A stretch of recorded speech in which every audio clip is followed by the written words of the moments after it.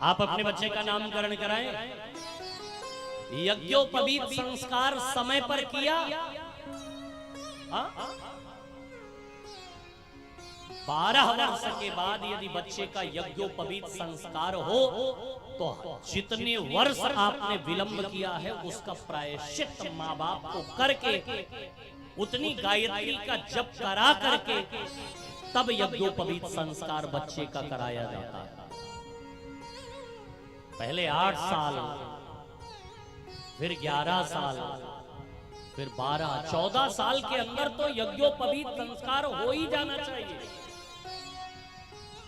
अब कब करते हैं? शादी के समय। और शादी के समय किया तो मुझे लगता है शायद एक आध दिन, जिस दिन बारात हो उसी दिन यज्ञोपवीत पहने। अब बारात लौट के आई, यज्ञोपवीत उसी दिन टांग दिए खूंटी पे, जनेऊ टंग गई। अरे भैया, यज्ञोपवीत बिना धारण किए। अच्छा, कुछ लोग एक बहाना बहुत अच्छा, बहुत गजब का बहाना करते हैं। गुरुजी अशुद्ध हो जाता है तो इससे हम नहीं पहने।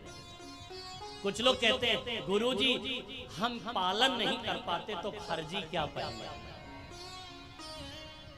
हम कहा भैया, जैसे आपको लाइसेंस कोई दे दे रिवॉल्वर पिस्टल का, लेकिन अगर आप उसको कहीं दूसरी जगह खूंटी पर टांग दीजिए और कोई और ले ले तो मुकदमा किसके ऊपर दर्ज होगा? हाँ? क्यों साहब? मुकदमा तो उसी के ऊपर, क्यों वकील साहब? मुकदमा तो उसी के ऊपर दर्ज होगा जिसका असलहा है ना? ऐसे ही यज्ञोपवीत आपका अस्त्र है। और कौन कहता है यज्ञोपवीत अपवित्र होता? कौन कहता है भाई?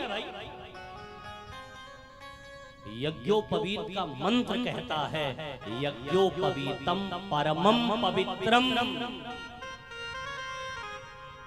ये कभी अपवित्र होता ही नहीं है।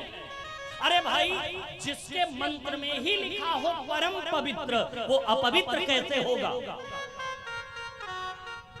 गुरुजी हम चढ़ा नहीं पाते इसलिए उतार देते हैं। हमने कहा भैया न चढ़ा पाओ फिर भी पहने लो। जरूरी नहीं कि सब लाइसेंस लेने वाले निशानेबाज ही हो, लेकिन अगर बगल में लगा हुआ असलहा पिस्टल लगी रहती है तो बगल वाला दहशत में रहता है, इसके पास असलहा है, भिड़ना ठीक नहीं है क्योंकि ये अटैक कर सकता है। ऐसे आपके कांधे पर जब जनेऊ होगा तो ये बाह्य ऊपरी बाधाएं जो हैं आपके ऊपर असर डालने से पहले ये देखेंगे कि असलहा लगाया है। इस पर खूब पहले तैयारी करके जाओ, क्योंकि अगर ऐसे अटैक कर देंगे तो पता नहीं कब अपना लाइसेंस उठाए और चला दे और हमारा काम तमाम हो जाए।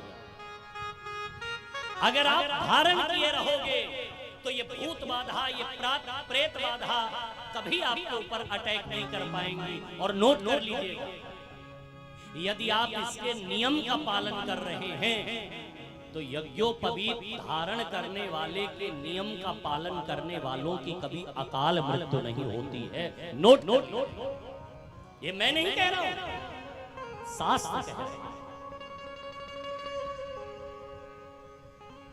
यज्ञोपवीतम परमं पवित्रं प्रजापतेर्य सहजं पुरस्तात् आयुष्मग्रं प्रतिमुंच शुभ्रं यज्ञोपवीतम बलमस्तु तेजा।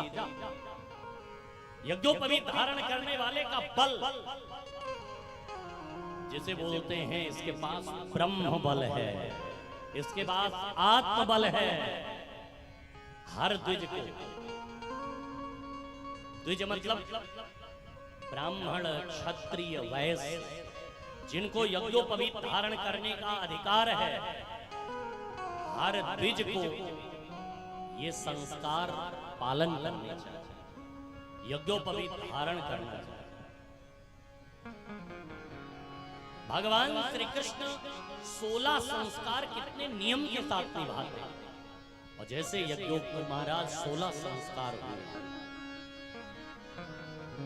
वैसे हमारा आपका भी धर्म है कि अगर हम आप कृष्ण के अनुयायी हैं, राम के अनुयायी हैं, तो उनके नियम का पालन करें।